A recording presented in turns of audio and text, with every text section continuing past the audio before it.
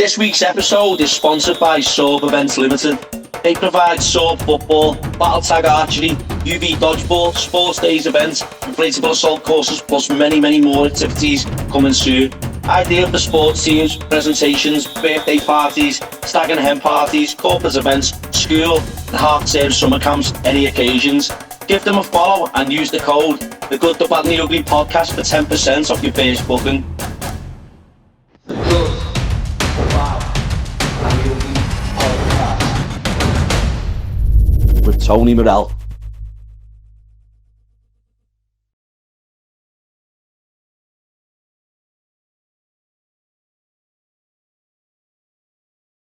Welcome to the Good, The Bad and The Ugly Podcast with me, Tony Morell, and this week's special guest is DJ Vicky Scott AKA Toriah. I'm really looking forward to sharing the Good, The Bad and The Ugly with us. How are we? I'm good, feeling good, looking forward to this. Bit nervous, but now I'm here and I'm like, yeah, it's good this. No, it'll be sound, you'll be okay. Listen, we've spoke and obviously, I can see, we wanted to get you on and, you do big things in Liverpool, you DJ and stuff, and we're going to go on a little journey and talk about all that and where you're going and where you're heading. And we just want to say thank you for coming on. No, thank you for having me. I'm buzzing. I have been watching the podcast for a while, so it was a goal of mine to come on and have a chat, really, because I've really enjoyed watching them. So it's nice to be here finally in the hot seat. Yeah. In the hot seat. But no, like I say, with everyone, we always ask everyone, where it all started, where you grew up, where you're from, what school was like, and family life. Yeah, okay. So started off, grew up in Wavershey and then moved to Huyton, or Dovecot, and then Huyton, the area I'm in now. So I went to St Clair's when I was in Wavershey when I was a kid. And then when we moved over the ways I'm at now around Huyton, went to Margaret Mary's and then went on to Broughton Hall. Then college, I went through Nosey College, Ruby College, some people know it as. And then I went to uni for a little bit with the aspiration of being a solicitor. I'd always wanted to be a solicitor when I was in school. And I just discovered music and my love for music. When I'd got to the age where I could start going to nightclubs and festivals and things. I went to my first festival, Greenfields, and watched Swedish House Mafia and just fell in love with them there and then. And from that point, that's where the journey just started then. And I thought, right, I'm getting into this DJing. From a solicitor, from wanting to be a solicitor. From wanting to be a solicitor, yeah. Could have been the next Judge Jules. But no, just I ended up leaving uni. I didn't finish that. It just didn't interest me. In school, I was always in the top sets and stuff. For everything really. And then from leaving school, college, I really enjoyed college. I did public services in college. I did law as friends well. And all that go with you from school? Yeah, stuff? So I've still got friends now from school. I've still got friends from college as well. Not tons of friends that I'm still in touch with some of them, but close friends. I keep my circle very close, very small anyway.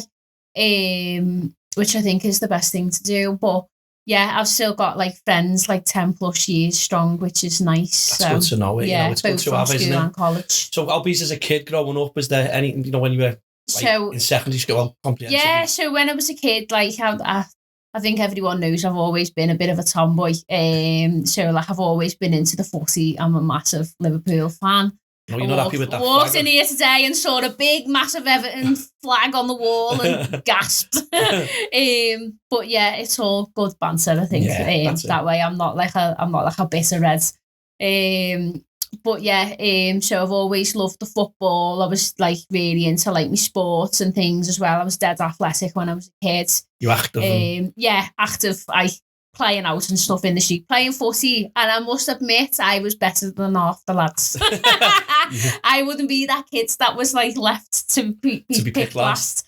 I was usually picked to be part of the teams. Yeah, oh god, yeah, proper stuck in. But yeah, I was into footy and things. I loved gaming. Still loved music then, but it wasn't about the DJ then. It was just music because my mum always listened to really good music. Was your mum into so like I've got memories of when we were kids, like singing along in the car to the music with my mum. Like there was one song, Lisa Stansfield, Been Around the World. Oh yeah. So my mum says she's always got memories of us like in the back in our car seats going, been around the world and yeah. So, music background has really come from my mum. My auntie was into like all like the 90s old school as well as my mum as well. Like, my auntie used to go to like the State, the 051. So like I've been around that type of music as well. Lots of different music really. But yeah, so like into gaming as well. Like I always had every PlayStation that came and out. Xbox. Yeah, PlayStation. Yeah, all the way. I when it comes to like technology, I'm specific on that. So like I'm pro Apple all the way against Android. And like it's the same with the PlayStations. I've always had a PlayStation over an Xbox, and I've liked games like GTA, Call of Duty, FIFA, really into them and gaming. But like I think it's been a bit of a 50-50. So like I've been a quiet kid in some aspects, but I've also been really outgoing. Yeah. Very active. Did all athletics and stuff in school as well. Did the relay, the long jump, 75-meter sprint or whatever it was. So I was dead active as a kid. Teenager through school. I've had trouble like with bullies and stuff all throughout my life. In school, which from that, we'll get onto that. We'll from a young age. But it's not stopped me, being the person you get out today. Yeah, exactly. I've dealt with it as best I can. But start, in school, and I think a lot of, I don't know, as people we've had on the podcast, they've dealt with some kind of form of bullying, whether it be name calling, whether it be physical, you know what I mean? And it's made them, whether they be in the industry like a DJ or a singer or, they're in the public eye. Yeah. It's made them the person they are today. And we don't, we don't condone bullying. It's, it's absolutely, it's disgusting and stuff like that. But it's sad that it goes on. And I think even when we were at school, it can be anything from name calling to physical bullying. But it's how it affects each individual as well. Yeah. Like something that could just be like a little remark that someone might not think is a bad thing. It's about like, where do you draw the line? Like someone else might take that really personally or be a bit. And you don't know how that person's feeling. You might think it's a joke or and that person, it's hurt their feelings. And so absolutely. What was your friends with that going on? With your friends around you, did they know that it was obviously you were upset about that? And so like I think obviously maybe not like when I'm in like primary school, like at that age you don't really no. I had like support in schools and stuff, but like that was on the basis of my mum really fighting for that support for me as well. Yeah. Was you not wanting to go to school or was throughout the very beginning, at one point I'd locked myself in a car because I didn't want to go to school. Or you didn't want to go out the house or whatever? I was terrified of this teacher because she shouted at me. And I locked myself in the car and I wouldn't go into school because of this teacher. So that was in, when I was in the school in Wavershey, and then when I came to Margaret Mary's, it wasn't about the teachers, it was about other kids and the way I was treated by other kids. My mum bought me like these little pencils and they had like these little bobblehead things on and they pulled the head off me and I was dead upset because I was like, my mum got me that. I am quite a sensitive soul. Like does not mean not being sensitive. No, because I can sympathise and empathise towards other people. I can totally relate to what people are going through. I think sometimes people can be a bit like, you're too negative, or you're emotionally insensitive, you're too sensitive. I'll get over it. And it's like, some people are tough-skinned and some people are exactly. But there's nothing wrong with either. Like I'd love to be thick-skinned sometimes, but I'm just not that way. We're all human, so you can't be strong and all the time. So it's positive traits for me, elsewhere with being sensitive and emotional sometimes, and I'm fine with that. Yeah. I'm absolutely fine with that. With the obviously your friends through secondary school or the seniors we call it? So friends, so like going into year 7, I had a really hard time with bullies. That transition from primary school into secondary school. Yeah, it was still like that. Yeah, still dealing with bullies. I didn't really find my feet properly in secondary school until there came a moment where I just stood up for myself. So I was getting picked on, and I just turned around and just punched this kid. That enough? I went to an all girls school, so God help me anyway. Full girls school. It's just. It's so bitchy, obviously. And I just ended up turning around and just sticking up for myself. In the end, I just had enough. But I bet was you going home and telling your mum, or was you keeping it from her? Or? Mixed, really. I'd keep a bit to myself, but then sometimes I'd tell my mum. But my mum's always recognised what's been up with me, throughout the years. Because I always struggled when I was a kid because my dad weren't always around. So obviously they'd split up when I was at a really young age. I was like 17 months old.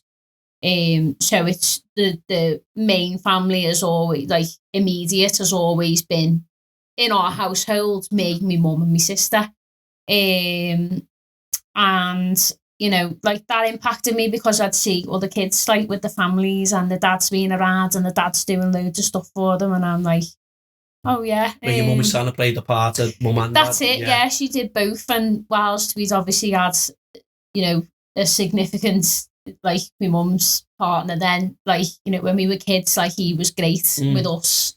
And then now as I'm older, my mum's met a lifelong partner. My stepdad Matt, and he's just amazing. Like, he's everything that I'd want to meet. Yeah, in a relationship. Yeah, like he treats your mum well and all that. Yeah, he's good he treats everyone well. Like, he's a great dad. Like, I would technically call him my dad. He's a big red as well. Is he a red as well? He is, yeah. But he's German, you see, so he's a big fan of Bayern Munich as well. He? Yeah.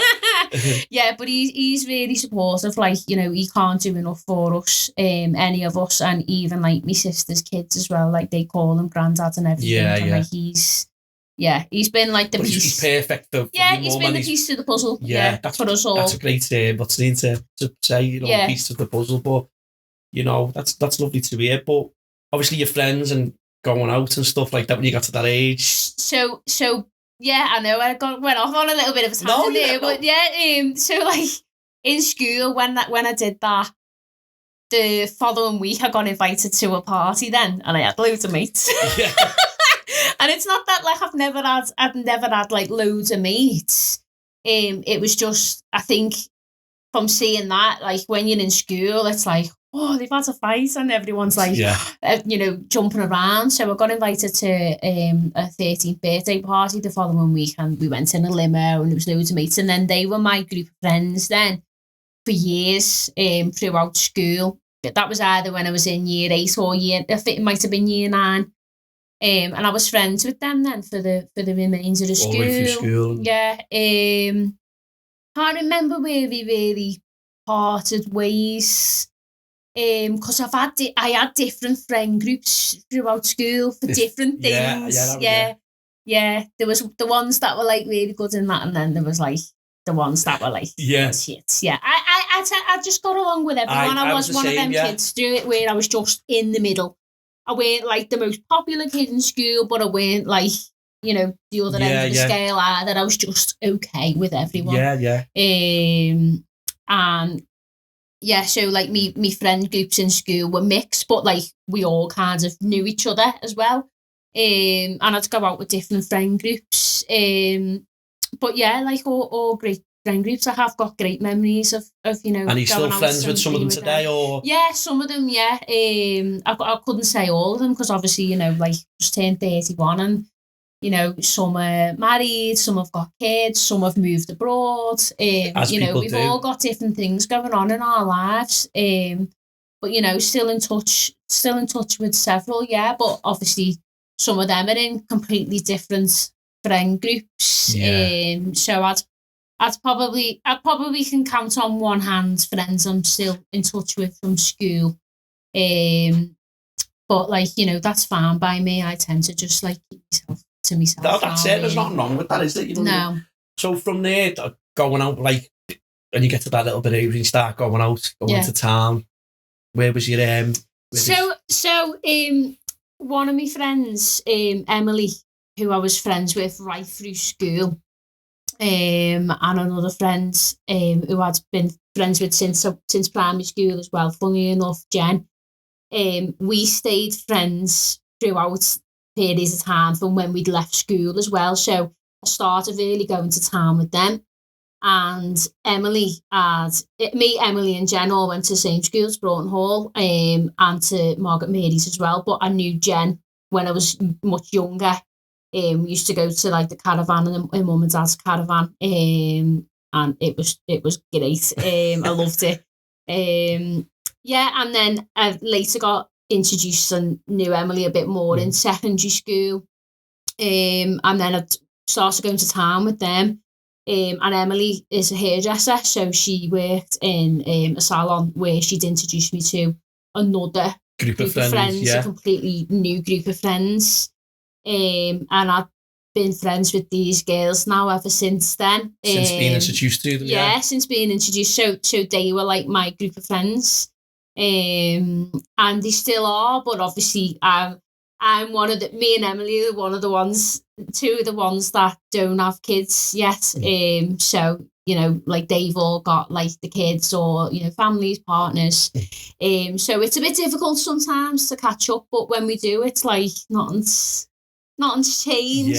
We can still laugh and talk about it. Like we've been to all the nightclubs in town, we've been to Ibiza, we've been to Dubai together, some of us. So yeah, I've got like really good memories of them. And is that where it all come from, or like that's what got you into music and you want? Well, yeah. So with them, so initially Creamfields. I went to Creamfields for the first time with Emily and Jen, and it was there where I then saw Swedish House Mafia, and like it's funny because I've still got the pictures on my Facebook. They're hidden now because I look back and I'm like, whoa. But yeah, like there's pictures like, and like I've got like a crop top on, wouldn't catch me in one of them now. But like I've got like Afrojack written on my stomach for some bizarre reason. But yeah, that was my first time ever experiencing Creamfields, and from that point, like I knew I wanted to be a DJ, and they knew how much I loved the music, and you know they've watched my journey as well.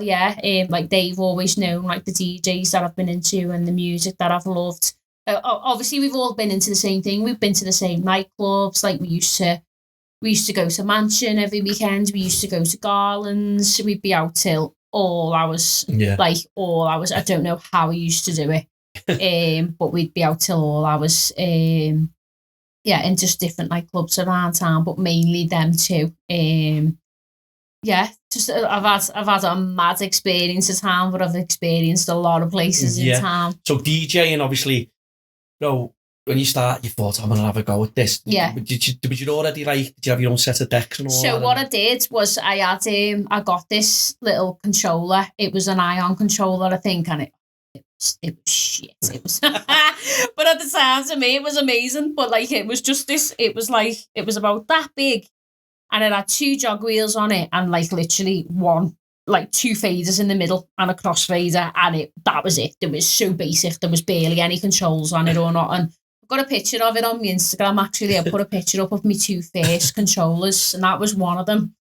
And I had like this DJ Hero for the PlayStation, I think it was. So I'd had a little go on that as well.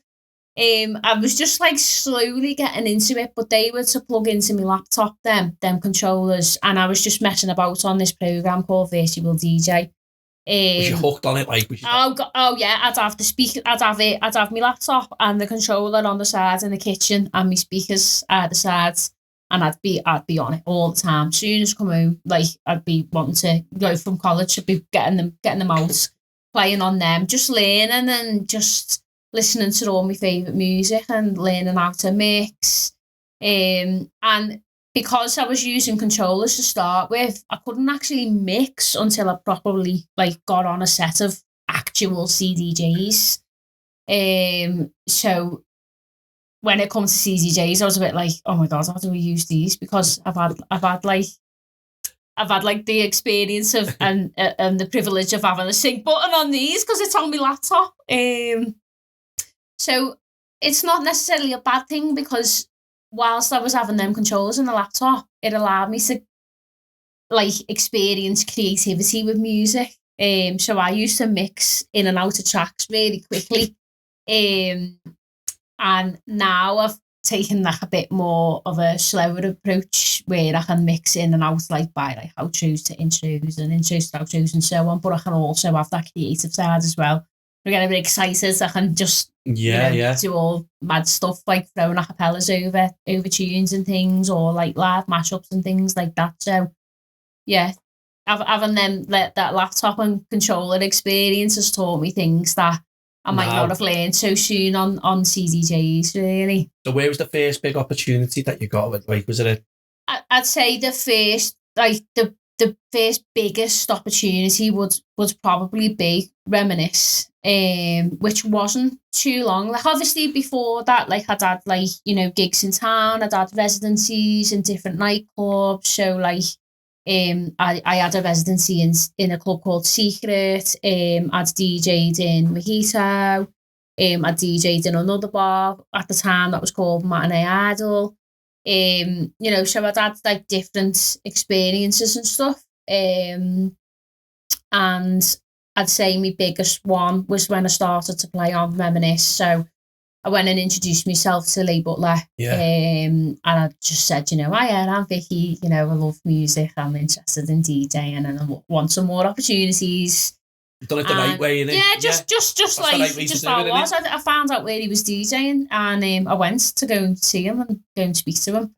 I was just like that standing around the DJ box, waiting to get a chance to speak to him, and he was like, yeah, do us a mix. So I did him a mix and like he loved it. I remember his reaction to the mix, like saying how good it was and everything, and that mix today is still going strong. I've always kept it online. Is it on your SoundCloud or something? It's on like my YouTube and my SoundCloud and stuff because that mix. It's honestly, it really is. And like, did you put people who know me, I don't blow my own trumpets often, but I will about this. Like that is hands down the best mix I've ever done. Yeah. Ever, and the comments and like the amount of streams and plays it's had across different platforms. That must make you feel. It does. Like when I see people's comments and things, I think, oh my God, wow. But I leave it there because I feel it's the best mix I've ever done, but also that was the mix that opened up this opportunity for me. And like it's still going strong today, like how much people love it. Like that's definitely the favourite mix for so many people of mine. And it's just nice to see that mix still going strong now. Reminisce as well, that's a big festival. That, obviously it's based in St. Helens and Shirley Park and that, and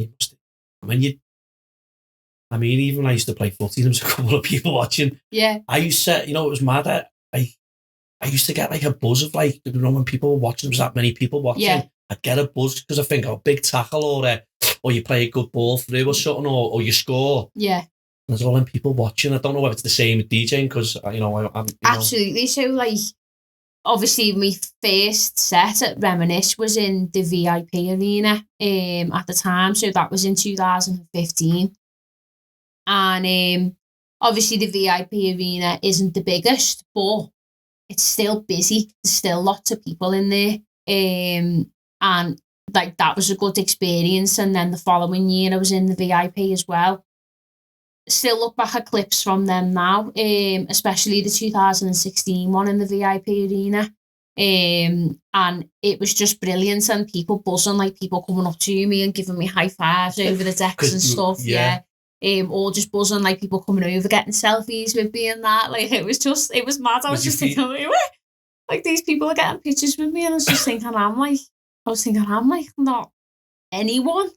How'd you put that mix together for like, say, a big festival like that, or is it just? So it's changed really for me over the years. It depends what it is, because for Reminisce, I've always had that catalogue of music anyway, because I've been brought up on that music, so I've had knowledge of it anyway because I've heard it when I was younger.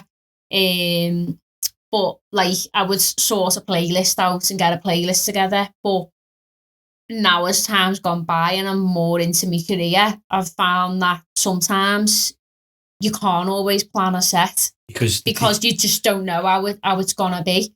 Or the DJ before you, or the DJ before you, yeah. Like I could think, oh, right, I'm gonna open up on this tune, yeah. And they finish on that tune, and I'm like, oh, it's done. Like I can't start on this tune now. So you've got to literally maybe go from the next song in that you planned, or otherwise just go rogue. And you can just, I don't know, you can maybe the term wing it. I don't know.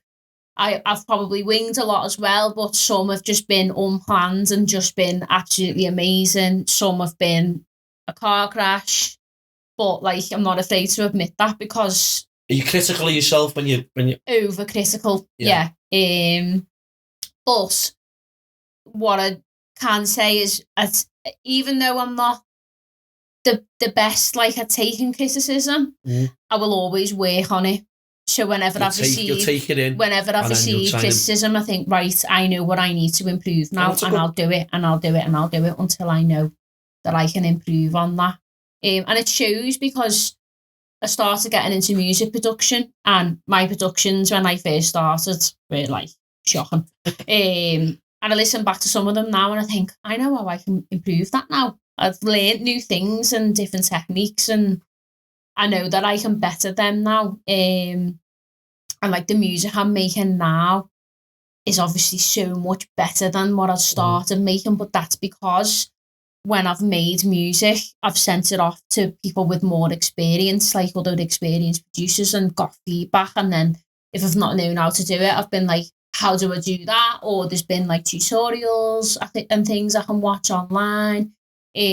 So it's all been about like trial and error. I've not really ever been to anywhere where I've like learned how to make music. I've more just learned from other people. Oh yeah. Self-taught. I've just like kind of got a copy of Ableton and just had a go in it.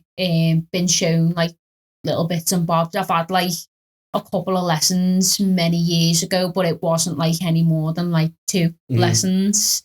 And financially, you know, I'm not in a position to be like, you know, spending loads of money on going on courses and things. Grants and all that to go on. Yeah, exactly. You know, somewhere where I'm about to start working at the moment, a DJ school in Manchester.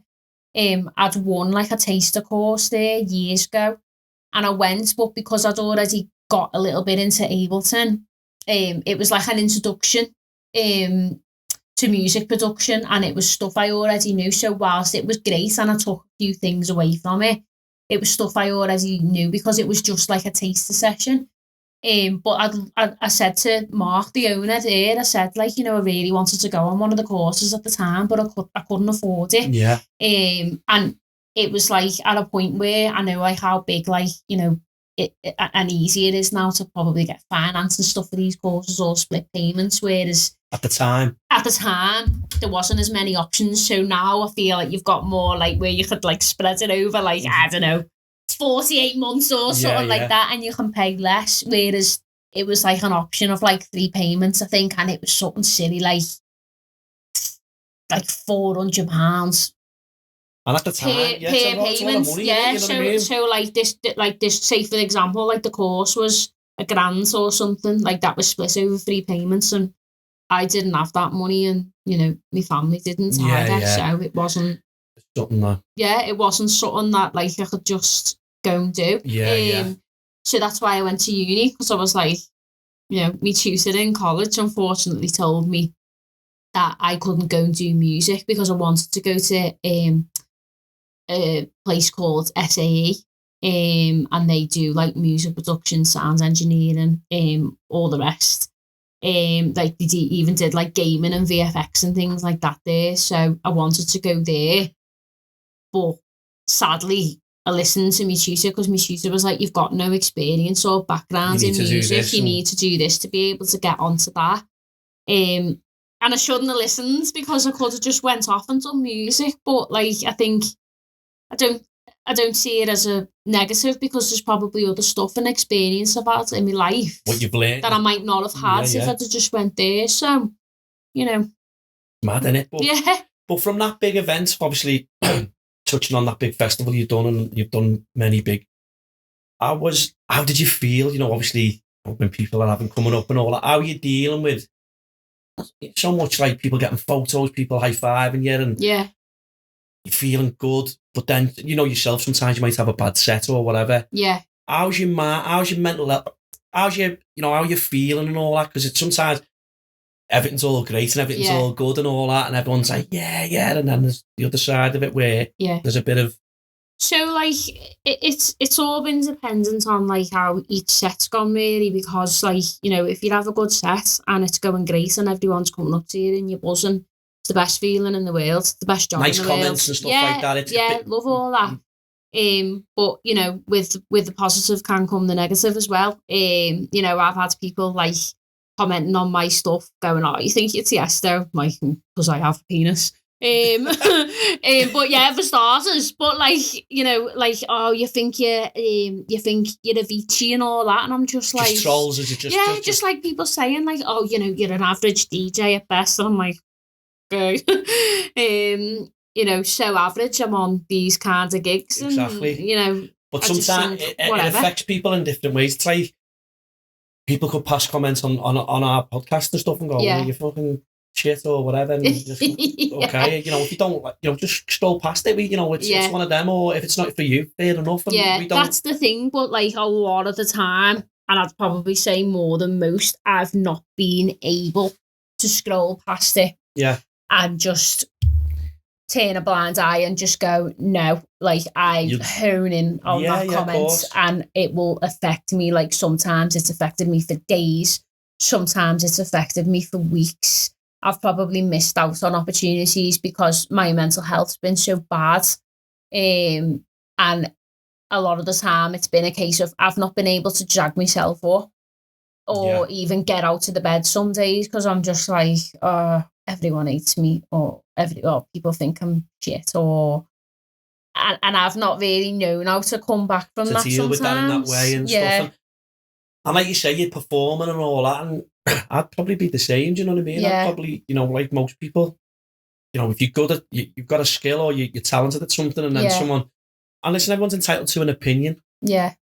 But when someone's being personal and someone's being negative and, you know, and sometimes you can take the negative from it and turn it into a positive, like we said. But when it gets personal or sometimes these trolls or some people, it just gets a little bit, it gets out of hand. Well, I don't get it, mate, because I just think, why would you spend your time sitting there writing stuff about other people online?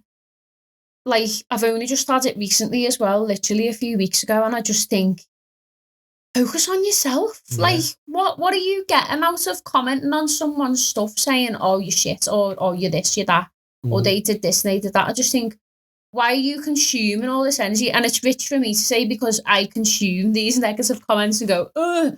But then I'm not sitting there trolling other people, and I just think I'm human at the end of the day. I'm allowed to consume these things, but, you know, I come back bigger and stronger. Yeah, and that's a positive thing to, you know, but like you say, you'll have your days where you probably don't want to fucking, you know what I mean? And you're human, and we've had a couple of guests on who have experienced exactly the same, you know, dealing with, you know, fame, dealing with, you know, being in the public eye, and then people passing comments on something that they're wearing, something, you know, that they've done on the TV, or, you know, and they said it's affected them. Yeah. And everyone's human, and everyone, you know, everyone just thinks, you know, to pass a comment or to take time, like to stop, you know, behind, you know, and even do that. It's sad in today's society that people like take the time out to. Yeah, I can't believe people are still doing it.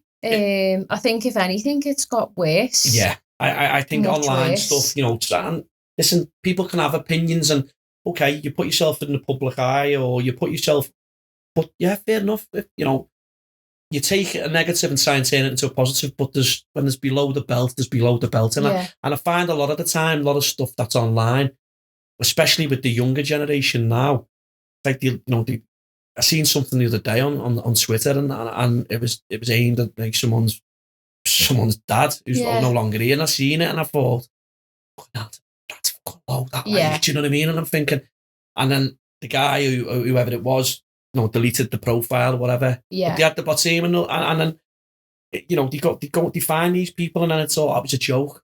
Well, this isn't a joke because it's personal. Yeah. And I find it.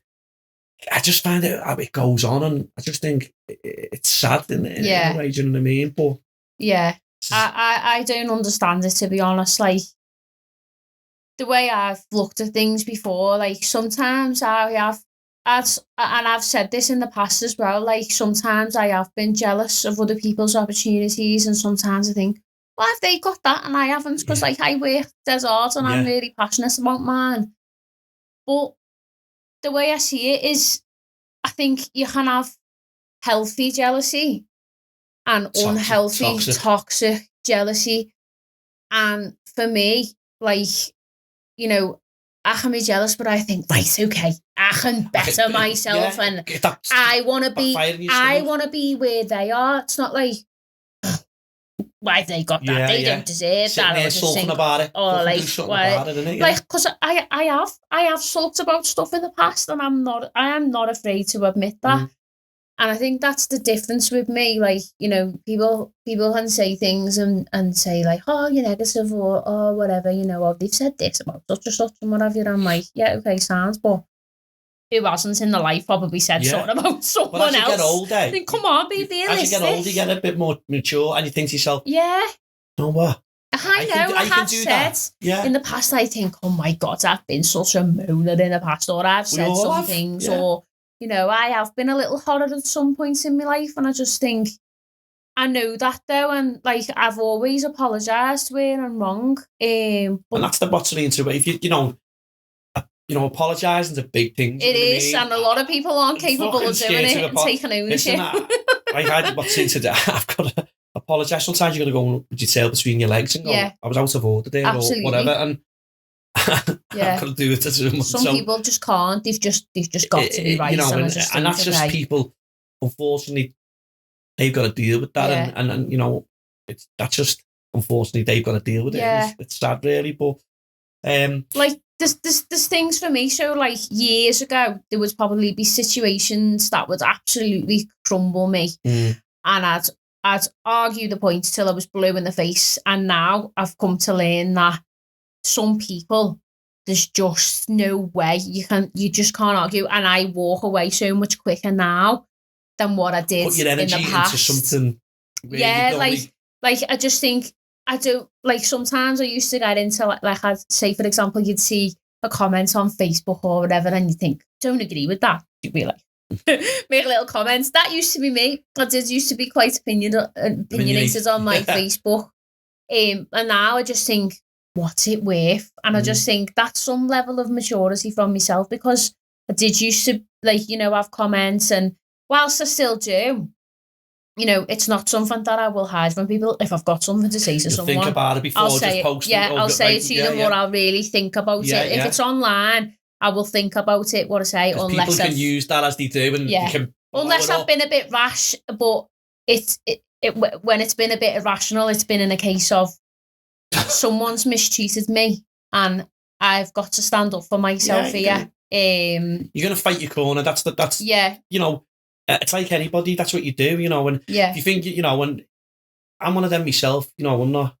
if I agree, or, and we all have opinions, even with my mates, football, the boxing, anything, I don't agree, you deserve to, should have had a penalty or whatever, and then there's me, exactly, ultimately, you're not going to change that person's point of view. Mm-hmm. So what's the point? And then you're just going round in circles, and that used to be me. Like I'd argue a point, and then they come back, and then I'd go back, and it'd be like this, and it's just a waste of energy. And now, when I come across people like that, I just think, not worth. You're just not worth arguing with, and I've really backed away from trying to prove points with things, but there's been things where I think, no, I've got to stand up for myself. Stand up for what you think's right, and Yeah. you know, yeah, and I get that. Has it ever made, you know, feeling like you just said, you didn't want to get out of bed? Yeah. Was there any other times that you felt like, oh, I can't deal with this shit no more? Yeah. So, did you feel suicidal? The worst point was 2015. August 2015, I took a load of tablets, just swallowed them all. Ended up in hospital, you know, stomach pumped, because I didn't want to be here. And I couldn't really pinpoint a specific thing because it was a mixture of things. It built like up. Financially, just feeling a bit lost, not knowing, like, you know, what to do or what have you. Just feeling like I wasn't supported, but not like through family and friends. Just other things that were going on up here. And then a year later, I was DJing in one of the biggest nightclubs in the world in Ibiza. How I came back from that, I do not know. But obviously, you know, I'd had the support from my family. My mum had moved to Thailand just shortly before I'd done that in 2015. And it's not her fault. Yeah, I was feeling the way I was feeling for a mixture of reasons. And not having my mum there was like a big shock, I think. Yeah. If your mum was there, I was fine with it going because I want my mum to be happy. And, of course you do, of course you do. She wanted that experience, and now that we were old enough to be on our own, you know, why shouldn't she go and experience that and go and enjoy it? Like her and me stepdad Matt went, and you know, it was very early days, and I was just like struggling with loads, and do you think you would have done it if your mum was there, or yeah, you still would have done it? Yeah, I probably would have, because it wasn't anything to do with who was around me or who wasn't around me. It was to do with how I was just feeling in general, just thinking I just don't want to be here anymore. And yeah, then obviously that happened the following year, but since then it's just been up and down and up and down. Some have been really bad, like this year has been hell. For different things that have happened, you know, I've had different experiences last year as well. But I've always had struggles since I was a kid. You know, obviously with what I've mentioned before, like obviously my dad not being around too much. And then bullies and things. So yeah, I've had it pretty much through all my life, and some points it's got much worse, and then others just took its toll, and it's as just bad. Yeah. But you know, like this year, I'd probably say several occasions I've broke down in tears, been on the kitchen floor, in bed, on the landing, upstairs, in front of my mum's bedroom, not wanting to go to work, not wanting to leave the house, not wanting to be here at all, thinking, how's this gonna end? Is this just gonna end by just taking my life? Like, that's what I felt like. It was the only way out, to just go and be gone, because there were certain things going on and I was getting stuff from every angle, and you were just trying to defend myself, but there was just more and more people jumping on a bandwagon and making me feel this big in a situation that could have been handled so much better, and it wasn't. And instead of getting the support I should have received, I didn't, and everything just blew completely out of proportion. Put under the carpet. Yeah, swept under the rug, and you know, like, I felt strongly about defending myself and standing up for myself, because I thought back over the years and I thought, there's been too many times in my life where I've just been taken advantage of, and And as I you got get to older, a point though, where I Vic, thought, I'm sick of you're it. standing up for yourself, and it's not like you're gonna have a Barney or whatever. No, it's just no. it's right. It's morally right if and it's in any walk of life, whether it be you don't feel you get the support and you feel and it's insane. It can be in the workplace, it can be in the it can be out with your mates or whatever, and you think back, you know what I mean, or whatever, but it's in here and it hurts and stuff, and massively. And like you're saying, did you speak to anybody? Like you obviously spoke to your mum and your sister, and did you seek any help at all? Or? So like once a week, I was going like to counselling, and I'd stopped that for a couple of months recently, just because things got in the way. I'd had like a really busy schedule with DJing, with work, and I've just returned last Friday, so I'm going to that maybe like once every 2 weeks now, depending on finances, probably once a month, because counselling is not cheap. Yeah. But it's important, and it's it's a non-biased place and person that you can talk to, and how do you feel about going? You feel I enjoy going. Yeah. I really enjoy going, and it allows me to speak about things in a safe place, and not be judged for it, or like family and friends' comments will always be biased, and you think sometimes, oh, am I wrong? Or someone you don't know is going to give you that. I go, oh, of course they're going to support me, or of course you're going to say that, you're on my side effectively, if you want to put it that way. And it's just sometimes nice to have an opinion that's there supportive of you, but also seeing and understanding how you feel without having a biased opinion, and kind of break things down.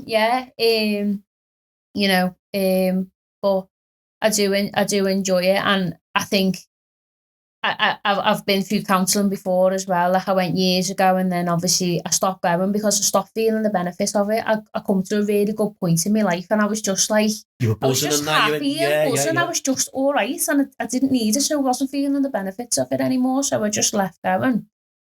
And then I just slowly went on a downward spiral again, just for different experiences in the industry and dealing with different people. And I think a big problem these days is people just don't have the same level of understanding anymore, or like it's a lack of communication. Like people just don't want to talk. People are too quick to just go, oh, you've been like this, or you're bad for being this way, or whatever. Like people don't want to. Don't know the half of it. No, and for me, like I feel like a lot of things can be resolved just by having a conversation. Just having a sit down and asking me if I'm all right, or instead of just assuming. Well, that being the biggest part, like people can make assumptions straight away rather than think, oh no, actually, I wonder why they're acting like that, or because like when I've had it with like my family or my mates, I'm like, you okay? Don't you? There's something not right. And that's what the positive thing is of me being like an empath and being sensitive and emotional, because I can pick up on that quite easily. I do to me missus, and she says to me, stop fucking asking me if I'm all right. You're making it worse. Yeah, go don't touch me. yeah. And my daughter's like, stop asking me if I'm all right. Yeah. You know what I mean? Yeah, but you can just tell. And I think a lot of things I've been through could have been solved with a conversation, but the other sides have just not been willing to have that conversation and hear like my side of the story, or hear me out. Yeah. I'm all ears. I'm all open for listening to and understanding someone's side of the story. You don't want confrontation. You don't want raw. Yeah, like I think people think that like because of over the last couple of years, I've had a few different situations with different people, and it's not been about me like being like, oh, this person's it or this person that, or I've been treated unfairly, me, I'm the victim, or whatever. Yeah. It's just been more about people understanding, like, I've always been honest that I've got problems with my mental health, You're open about it. I'm very open about it. I've shared stuff online. I've always spoke to people when I've, felt down. Sometimes I've hidden a lot because but not from family. I've hidden a lot sometimes from other people in the industry because I've been afraid of being judged or been like, oh, she's negative, or oh, she's just, whatever. You're a fucking human being, you know what I mean? Yeah, like... I know, because you are on that. People see it as a weakness. You're up there in the DJ box and it's bouncing and all that. Yeah. And you're happy.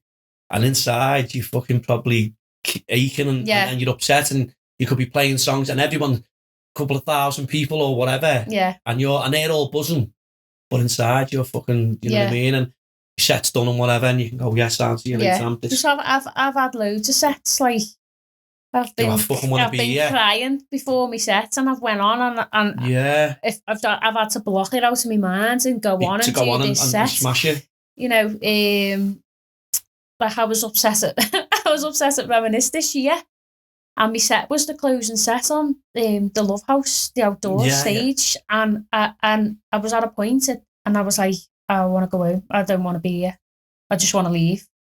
And I thought, I can't just leave. I can't just leave and just like let them down. Well, you know like, I wouldn't do that. You've got a good following as well, though, do you know what I mean? I've worked hard to get to this position as well. Like, why should I just blow it off because someone's affected me? Certain situations and stuff. And and like, obviously my sister and my friends were there, so like, I'd, come they got round. Your shit together. Yeah, got it together. I was like, no, like, I've got to stay. Like, I've had it now, like, with my best mate now, Steph, like, few years ago, like, there was a gig and my face was on the poster, so I was returning to a club I used to be a resident in. It was called Fusion.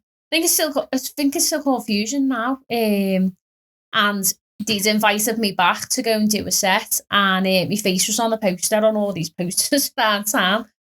And I was just like, I don't want to go. And she was like, are you messing? She was like, your face is on the fucking poster. She was like, you're going. And she was just like basically giving me a mental shake as if to say, sort your head out and go. It was like your best friend. And sometimes you need that, you know what I mean? It is because like then I went and I smashed it. Like it was a boss night though. I really so imagine enjoyed you wouldn't have went, set. You'd be like that. Oh no, I don't want to go, so I'm not feeling it. But like she really pushes me through stuff. Like, to this day, like there's been stuff and I've been like, I don't want to go, and she's like, no, you go, sort your shit. So what advice would you give to like any upcoming young, DJs, male, female, and so like I think what I would say is, firstly, focus on yourself.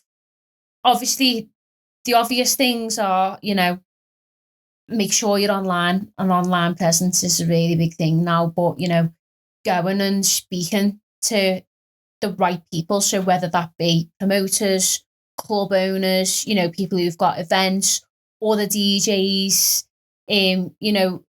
mingling and networking is important. Make sure you've got a decent platform. Yeah. And obviously, I feel like if you're passionate about it and you work hard, you will go a long way. You don't have, I'm going to be brutally honest here, because my opinion has always been, you don't have to be friends with everyone.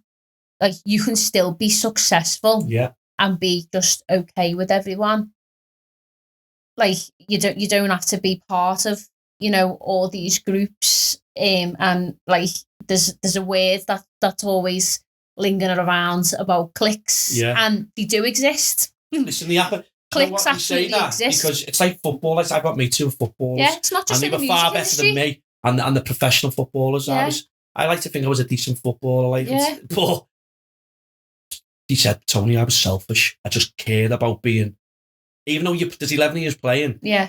But to, like you say, you go for trials and all that, you've got to be on your A game and whatever. It's like when boxing as well. I hear it in boxing as well. You've got to think about yourself, because obviously there's only you and the other fella in the ring that you're fighting. Yeah. But then you've got to be. You could go sort of with the your national team or whatever, but you've got to put the work in, like in the DJing side of things and stuff. But you've just said that you've hit on the edge. You've got to be. That's it. Think about yourself. I know it sounds a little bit. I've been part of them. And whilst it's been great, I've been going out every weekend, getting absolutely hammered. Had some really good nights, and I've got some really great memories with a lot of the DJs in Liverpool and in other cities as well.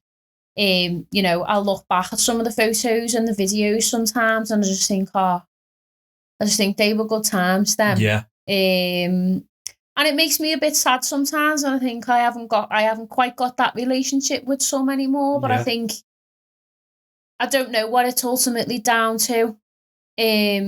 But you know, I think you just grow, or you can just part ways. You do different things. Like I'm really focused on myself now.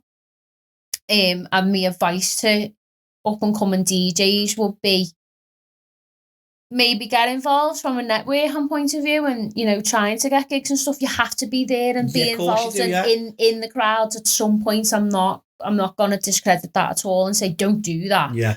You have to do that. That is part of it, but it's not always the be all and end all. Like, you know, you can get into music production and teach yourself and learn as much as you possibly can. Or if you know you're not quite capable of that, go and have lessons, go and learn from someone who's experienced to show you the ropes, and get music out there, build your profile up that way. I know people who, you know, are really successful now, even in better positions than what I'm currently in, and they've skipped the whole phase of being in cliques or anything. They've just went straight up here because they just the music themselves and just went and done it. They've just focused on themselves and not anyone else. They've had the blinkers on and just went, right, I'm getting into this. And they've smashed it and just went up. You know, and I've unfortunately been bogged down by other things. You know, I'm still in a full-time job, so I've not been able to dedicate a lot of time to music sometimes, or I've focused on stuff within Liverpool, which has been great, but it's not ultimately been what I've wanted. So I've slowly over the last few years took myself away and started cherry picking really what I wanted to do. You know, I'd definitely say there's always a conversation about, you know, up and coming DJs like doing gigs like either for free or, you know, less of a fee. I think it depends on what it is, because if you as an up and coming DJ get an opportunity to go and DJ at Creamfields, you're gonna turn it down because you're not getting paid when you're starting out, or when you're trying to get exposure. Like, it's different in a sense that if it's someone's living, so where you get like maybe influencers online, for example, saying, asking a photographer to come and do like a photo shoot or the wedding or something like that, we'll put a post on for you like that. I totally disagree with, you know, like that's that person's way they're earning a living. Like it's a blagging exposure and likes isn't gonna pay your mortgage. Do you know what I mean? Not. Whereas for in this aspect, you know, it's not gonna harm you to go and do something like this, because you don't know who's gonna be there. Someone you don't know who's gonna see you. You know, that's an audience that can start following you off the back of this, and that could lead to other things. So you've got to start at any opportunity, take it with both hands, and just obviously. Yeah, like I know, like older DJs and stuff as well. Like I've managed to get all the DJs opportunities that are a bit older, like, but not that age matters, but like, you know, some people think of people getting into it at an older age or up and coming. They are, because like they've just got into DJing now. So, you know, I've got DJs like that gigs before, and then people have said, oh no, they need paying, and I'm like, but there's gonna be like 1,000 people there, and there could be people in that crowd thinking, oh, they bossed them, oh, I booked them for something else. Yeah.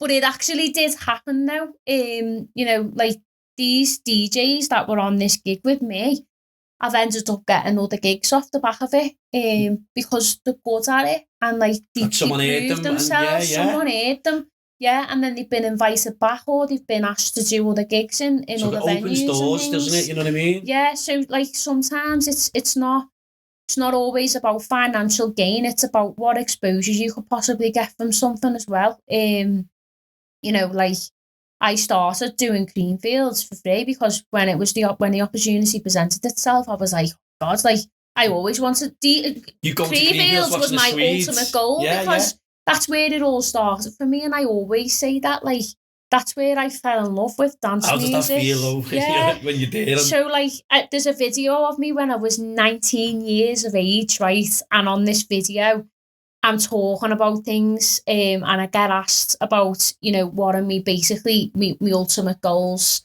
And I did a video of it, like an edit. It was quite funny because my ultimate goals were to play at Creamfields, have my music played by Annie Mac, and have a Lamborghini. I've got the Lamborghini.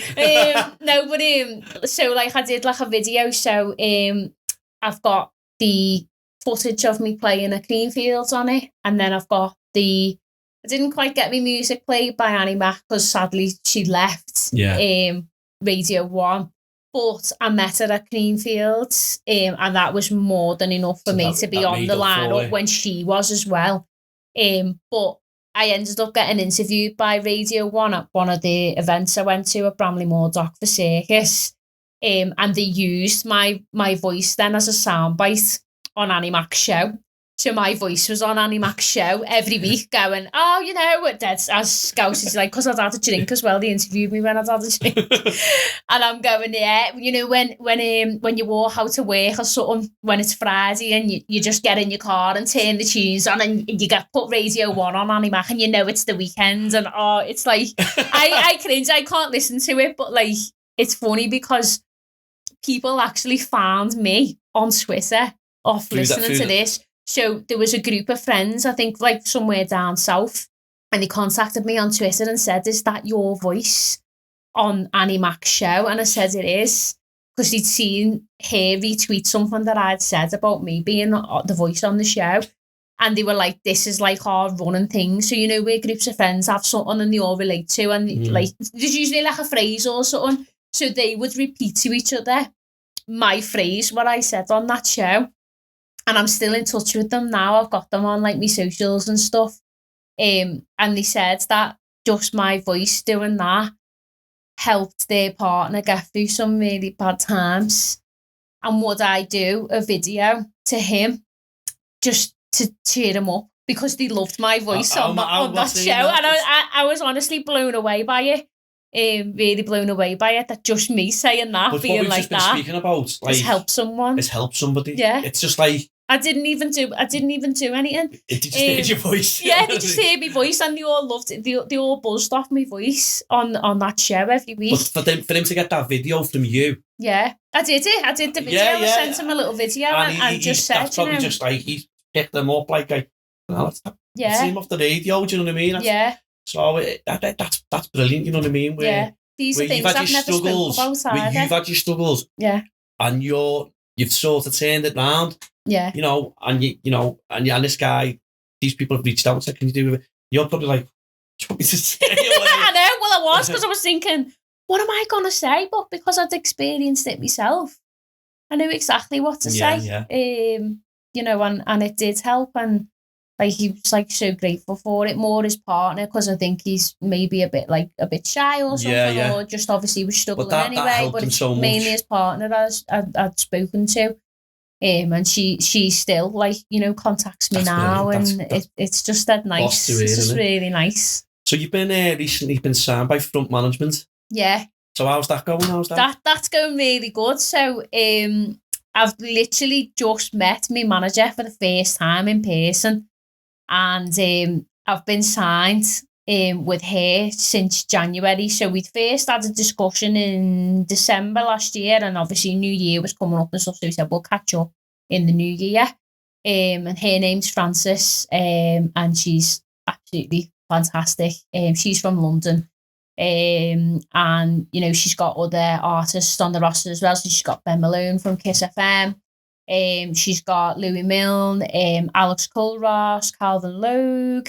They're all Scottish boys apart from Louis. I think Louis from Leeds. But they're all equally doing some really good things. She's also got a duo called My Friend as well. So we're all doing like different bits like on the roster, different genres of music, but all equally doing well within our own right. So she's got like a good roster. Yeah. It's really good to be a part of it. She's very well respected in the industry. She's been in the industry for a long time. She knows her shit. She certainly looks after us all. And it's just great to have recently met her as well, and have her support. And she's a huge ambassador for mental health as well. So it's close to you, you know what I mean? Yeah. And like different things within the industry. Like she has like really strong beliefs about things. Like she really fights corner for support abuse as well, and harassment in the industry as well. So she's a very strong leader, I would say. So it's nice to have her as my manager. Because the things she takes care of for me now are things that I could never really cope with. So like, for example, for gigs and things, I would always think, oh, what do I say? And then she'd be like, I'll sort it. You know, I just say to her now, oh, such and such has contact me. She goes, right, okay, I'll deal with it. Deals with, contracts for releases, for record labels and things, puts everything into place. And that's a big weight off my shoulders. Takes that away from you. Because then I can either be overthinking or I think, I don't know what to say. And she just knows exactly what to say, how to get straight to the point, no messing about.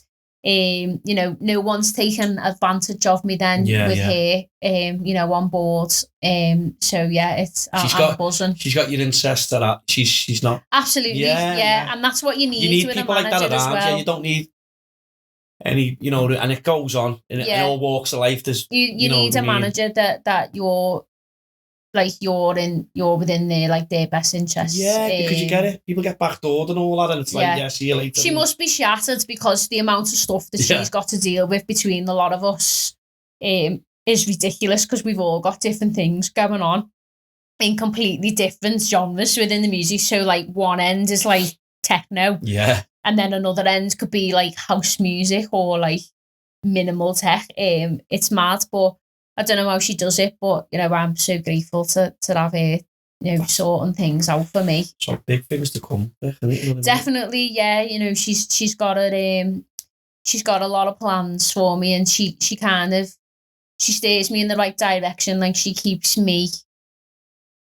I can't think of the word. Like she keeps me on track.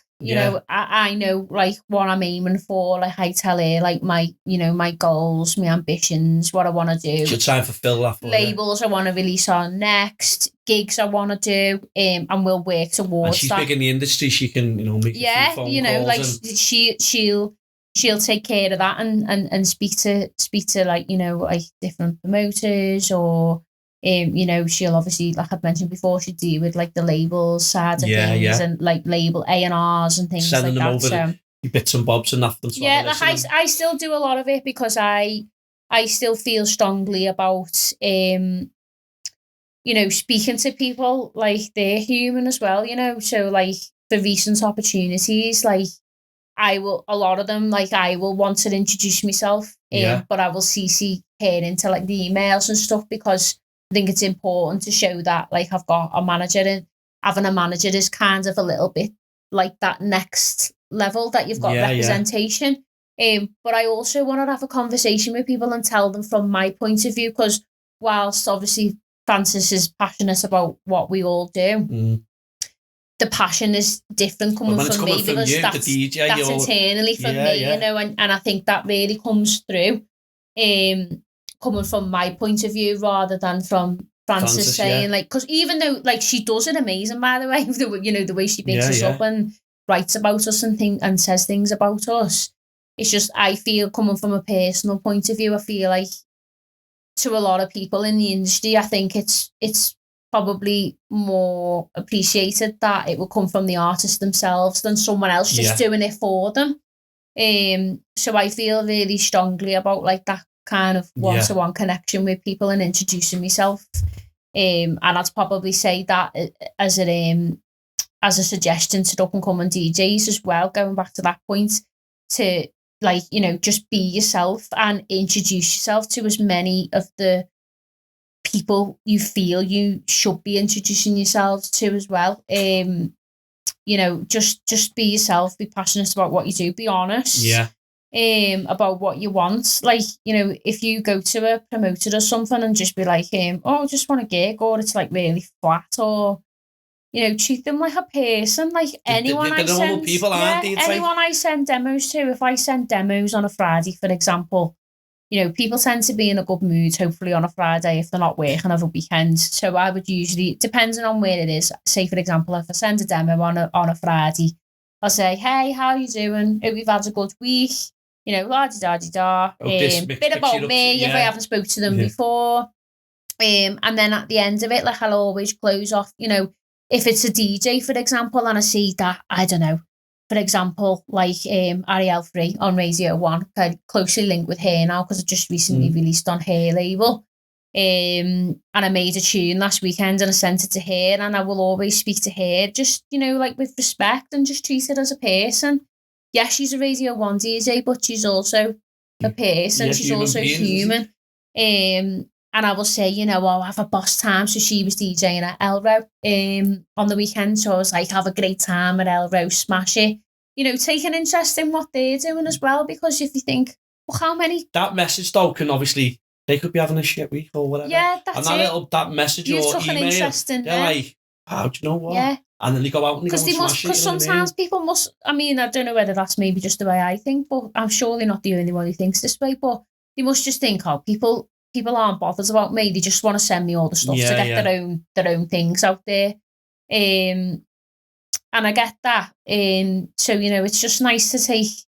I'm not saying like that's the reason to do it. Like you should. You've got your own way of doing it. Stuff anyway. Do you know what I remember myself going back to what you're saying? You're sending stuff. I remember when I was younger and I was playing football, and I wrote to. I'm not gonna lie. I remember writing to about 92 clubs, and I must have wrote to about 92 of them. Yeah. And I remember getting like replies back saying, "Come for a trial." Did you write to Liverpool? No, whatever. Actually, I never actually.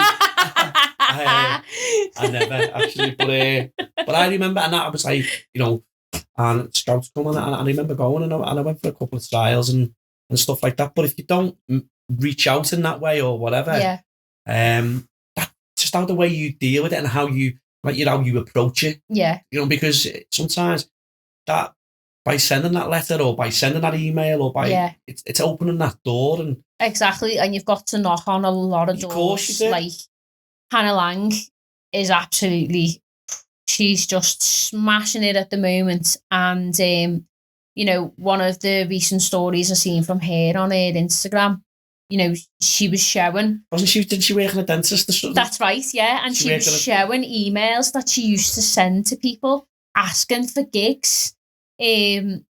And like, that's what I do and still do now. Obviously, she's at a level now where she doesn't need to do that. She's in demand. Yeah. And, but I seen her at Creamfields in August, and we've actually known each other for years anyway. We DJ'd on an event together in Liverpool. I think it was maybe... I think she's coming back to Liverpool, isn't she? She is. She's got two gigs in March, at Blackstone Warehouse. She's got 2 dates. And... when I seen her at Creamfields, like she was mid-set on this Sheen runway thing, which is unreal. Yeah.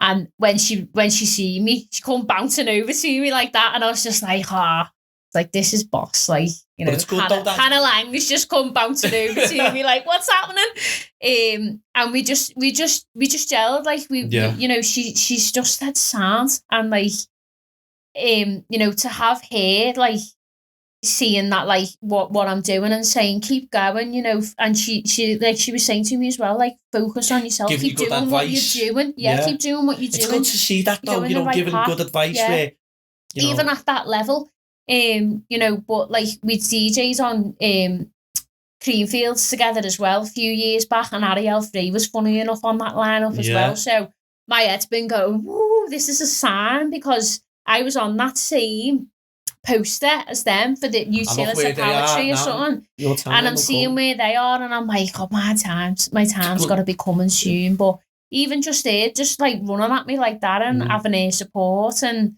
catching up with her after the set as well was just great. So knowing I've got the support of people like that. You mentioned Hannah Lang because I don't know if Chris knows this, our producer. I was my daughter actually saying she was on in Liverpool and stuff and all that. My daughter's always got it on and all that. And I was like having a little nod myself, do you know what I mean? Yeah. And the podcast, we messaged it on Instagram saying... Did you? Yeah, we did actually. I don't know if this is seen. Did she reply? No, I don't think she has. she's gone, yeah, later, you know what I mean? But I know for a fact that their Instagram messages is just you know, I get all that. But that's brilliant to hear that she's remembered and obviously come over and given you good advice as well. Yeah, that's it. Like, you know, like this, I've had like talks with her about like some future kind of prospects, if you like, and opportunities. So you know, there's potential for that. That's brilliant to hear. Which is good. But yeah, you know, like she's just dead sound, and like, you know, we don't talk all the time, but obviously when she sees me messages, like she get back to me and stuff. But like she buzzes because I'm so Scouse, and I buzz because she's so Scottish. She's from Glasgow, isn't she? No, Dundee. Oh, Dundee. She's from Dundee. Sorry. So we were laughing when we last spoke because we were voice noting on Instagram, and I was just chatting away because we'd watched. She did a little documentary, didn't she? And I was showing my mum and Matty. I was saying, like, you know, how amazing it was, and I was telling her what we were thinking about it, and my mum and dad's watching it as well. Yeah. And she was buzzing, and she was like, "Yeah, thanks so much for the support and everything." And she was like, "Me and my manager are laughing and all this," and probably shit a Scottish accent going, but she was laughing her head off. She was like, "We love your accent so much." Yeah. And I just come back to her and I was like, "I'm glad you like it because I can't understand a fucking word you're saying." So we've got like that little kind of, you know, we don't speak all the time. Yeah, you've got but that like, little bit of connection. Yeah, there's like a little bit of a connection. I think Scousers and Scottish, you know, they've got that, that humour, and they have that, you know, like that relationship. That's what I really aspire to. Like, my inspirations changed a lot over the years. You know, I've drawn inspiration from like Hannah Wants and MK, and I've ended up like on lineups with them as well. Like last October, you know, I was on Circus, made me Circus debut, and they were on the lineup in Amnesia and in Ibiza and Mambo, who was on the lineup then. Hannah Wants and MK, and you know, it keeps coming round and round, and I'm in the same kind of. You're on a journey, and you can see, you know, you've had and it's like anything, you know, like you said there, you've got to be in your own lane. You've got to sort of what you want, and these people who you aspire sort of like look up to them and all that. It's mad because I've looked up to them, and like I find it mad when I see them because like. Just like, hey, you know, like I see it, just that normal. But when you just see like, them, wow, this is mad. This, you know, to that many people, like you say, it's just like MK, like you know, when I see Mark now, like when I last seen him, it was at Greenfields, but I'd seen him a few weeks prior to that, in Ibiza. I went over to Ibiza to go and see Ariel DJing in Ushuaia. Not in Ushuaia, she was in High, and Mark was in Ushuaia. Yeah. I put me on the guest list for there, and I just walked in, and it's just like, I'm on MK's guest list. They were like, okay, let's go in, and I was just like, fucking hell, this is mad. You've been on a decent one there, just from when, not even like to gloat or anything, just that's like when I started DJing, like I just never ever imagined in my life that I'd end up like being on MK's guest list, and like when I see him, that's good though. He got me in a headlock, and he was like, hey, he was like, what's happening? And then he was telling everyone like in High backstage, because I went on stage with Ariel, and then she said, you coming back? And I was like, coming back where? She was like, to like the backstage, like the green room kind of thing, and I was like, yeah. That's like that, whatever do. And I come in and sat down. She was like, do you want a drink? Go and get a drink. She was like, you know, help yourself and that. Yeah. And then he see me and come running down, got me in a headlock, and he's like, hey, and Ariel was like, how do you know each other? And he was like, we're homies. And I was like, yeah, like, yeah, me and MK are homies. That make you feel like that, though, you know what I mean? It's just like MK's like that, Ariel's like that. When I see you know, Hannah as well, every time I see Hannah, you know, all like just dead nice and friendly. That's nice though, isn't it? Nice bunch, like, you know, always dead supportive and stuff. You know, reply to me where they can as well. Because obviously they have a busy schedule, like sometimes you've got a busy schedule, you can't reply all the time or straight away and all that. Where I'm totally, I always try and reply straight away, but obviously busy schedules I just stuff. Physically can't. I just mentally can't get into the thing to be like, I've got to reply straight away. I just think I'll reply when I get them in it, physically and mentally. But yeah, it's just nice to like be around them, and that continues to inspire me more. I feel like in Liverpool, I'm just not inspired anymore. I love being from the city and I love being a Scouser, and I'll never forget like loads of the gigs and opportunities I've had in Liverpool. Like, I'm so grateful for each and every one, and I've voiced that on more than one occasion. You're spreading your wings, people. basically, and that's what you've got to do. And like, sometimes you've got to go and do that. But like, I've just got different goals. Like, me goals have changed. Like, you know, there's different places I want to be and I want to go. It's like people going and working away. Everyone wants to work at home. Yeah. You've got to go and work away to provide, or for, you know what I mean, and stuff like that. And that's how you got to look at it sometimes. You've got to see yourself as a business. If your business isn't successful, how's it ever going to grow? You can't stay at one level. You know, it has to grow in order to be successful, and that's good to have that goal. Do you know what I mean? Yeah. But what's like your dream? Where's your dream gig? My dream gig ultimately is to DJ at Ultra, in Miami. Yeah, I'd love to DJ in Miami. There's just always been something about it. Who would you love to at Ultra to DJ with? Who would you? And I'll put you in a bit of a what's name here. I know, because there's a couple really. I'll say three. Can I have three? Can I give a top three? Okay, so my top three then would probably be Camels and Camel Fat. Camel Fat, yeah, because just seeing the progress and how they've just grew, like smashed it, watching them from like Wheeling to Scala to Camel Fat, but even like, you know, there was tunes that they did under an alias called Mancini. Like, Mike DeScala's obviously done all kinds, and so has Dave equally. But like, you know, seeing where they've come from and where they've got to now, like, that would be an amazing experience. So on a personal, like, city level, locally, them, and then number two, I'd probably say top one's gonna be the Swedes. Any of the Swedes. It could be Steve Angelo on his own. It could be Axwell and Ingrosso, just with them two, or it could be all three of them. I'd absolutely buzz off that. I'm introducing you when you got or whatever, and you just going on. Yeah, and then equally, let's just put the three of them in the same category because of how the links. I'd probably say Ariel and both the Hannahs. Yeah, both the Hannahs. So Hannah Wants and Hannah Lang. Yeah. I'd probably say MK as well. Squad because, that, like, you know what I mean? Squad goals, that would be absolute squad goals. But yeah, I think this is, you know, going forwards, I feel like there's potentially a strong possibility. I'd say Swedish House Mafia. You know, not saying that like they're not big as well, like the rest, but I'd say it's a much more reachable goal to ever have a back-to-back with Hannah Lang, Hannah Wants, MK or Ariel. Yeah. You know, asking for a back-to-back with the Swedes might possibly be like a back-to-back with Calvin Harris or David Guetta.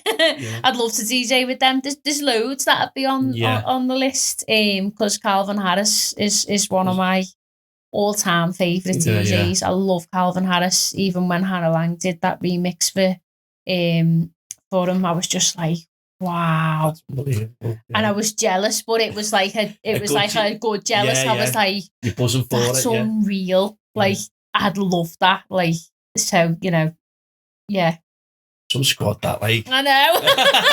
I can only wish, but you know, there's also a possibility. You just never know, because never say never. Exactly, because when I started out, never did I think that I would ever be on a lineup with MK and Hannah Wants. So Fields and all, you know, and then I'd been on lineups with Hannah Lang, not knowing how big she was gonna go, you know, or any of us could go. So no, that's brilliant. I mean, we're not far off from finishing, but who's the most influential people who've supported you and stuck with you through everything? I know you're probably going to say your mum and your sister. So like over the whole everything, period, you know. Yeah, it's ultimately gonna be like me mum, my sister, like still very supportive today. They're the top ones, like, you know, and then obviously family kind of going out of immediate family, like obviously you've got like my auntie's really, really big on the music and very supportive of it. Yeah.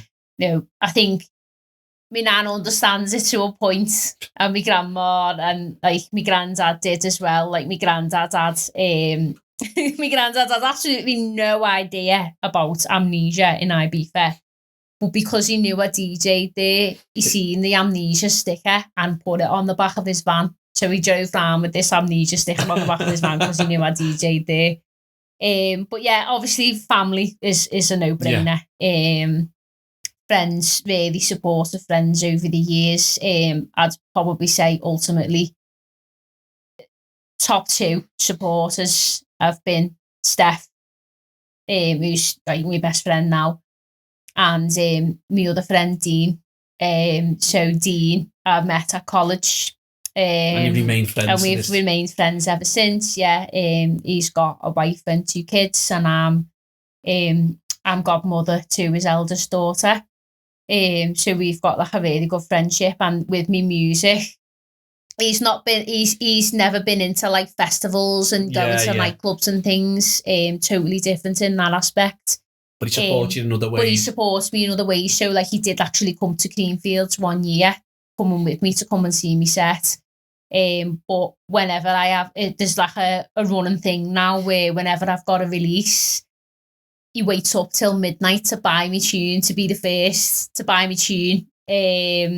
And he's got like, so he'll get like the artwork of like a really big record for me in like he'll get it like printed and put in like a frame. Oh yeah. So it's just a nice personal touch. Yeah. So like one of my biggest releases so far has been my release on Tool Room Records. And obviously he bought a copy of the track, and then he got that framed as well.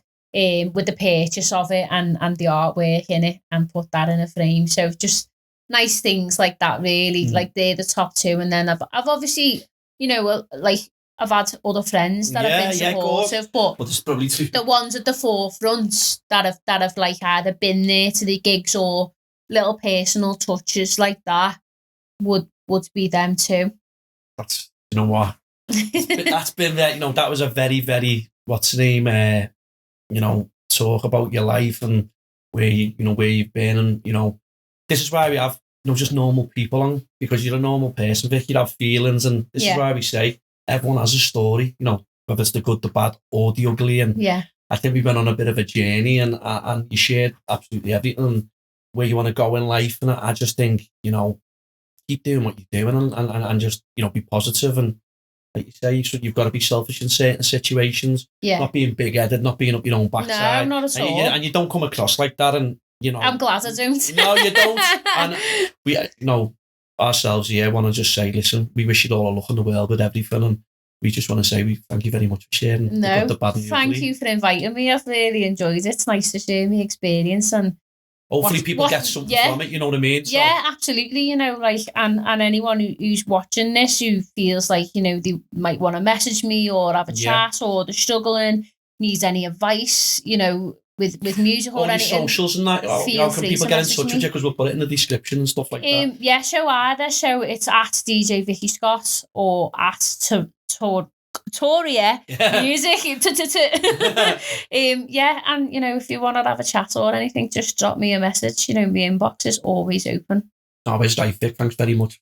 Thank you. Cheers, thank you. This week's episode is sponsored by Zorb Events Limited. They provide Zorb football, battle tag archery, UV dodgeball, sports days events, inflatable assault courses, plus many, many more activities coming soon. Ideal for sports teams, presentations, birthday parties, stag and hen parties, corporate events, school, and half-term summer camps, any occasions. Give them a follow and use the code The Good, the Bad and the Ugly Podcast for 10% off your first booking. The Good, the Bad and the Ugly Podcast with Tony Morell.